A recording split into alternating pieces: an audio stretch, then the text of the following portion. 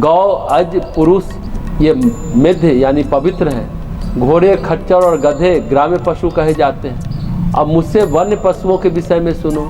इन सब जंतुओं के पहले शायद हिंसक, व्याघ्र आदि पशु, दूसरे 2 खुरों वाले, तीसरे हाथी, चौथे बंदर, 5वें पक्षी, 6वें कच्छप आदि जलचर और 7वें सरीसृप जीव उत्पन्न हुए। उन ब्रह्मा के पूर्वादि 4 मुखों से ऋक, यजु, साम तथा अथर्व इन 4 वेदों का प्रादुर्भाव हुआ।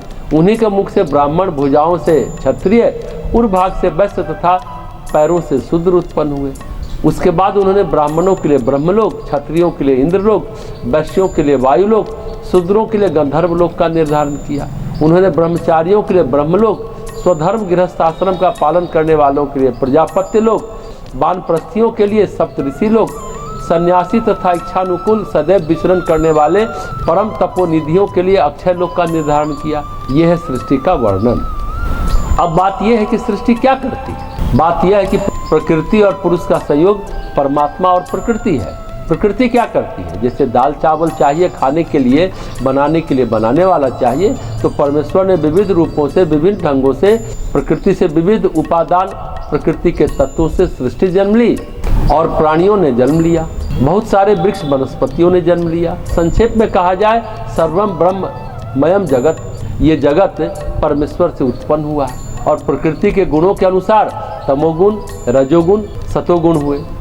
परमेश्वर तो वही हुए जो भेद हुआ यक्ष राक्षसों का, गंधर्वों का, देवताओं का या मनुष्यों का, जीव जंतुओं का या पेड़ पौधे का। ये प्रकृति के गुण क्रम में तमोगुण, रजोगुण, सतोगुण में वृद्धि के अनुसार या क्रमानुसार ये भेद उत्पन्न हुआ।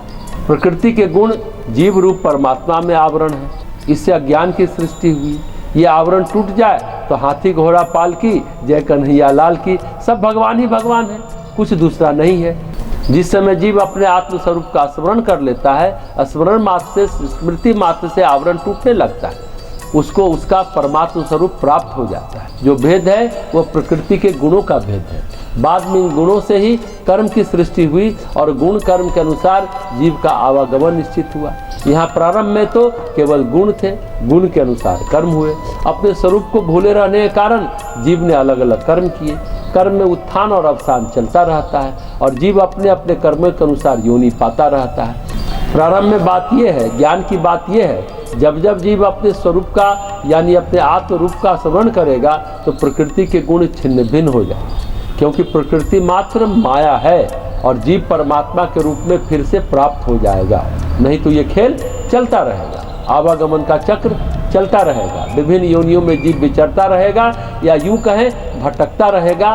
तो बात यह है जानने की, समझने की, स्मरण करने की और उस स्मृति को धारण करने की। जैसे जीव का जो जुड़ाव होता है वो देह से नहीं होता है, चित्त से होता है। चित्त भूमि में जो संस्कार होते हैं, संस्कार के अनुरूप कर्म होते हैं।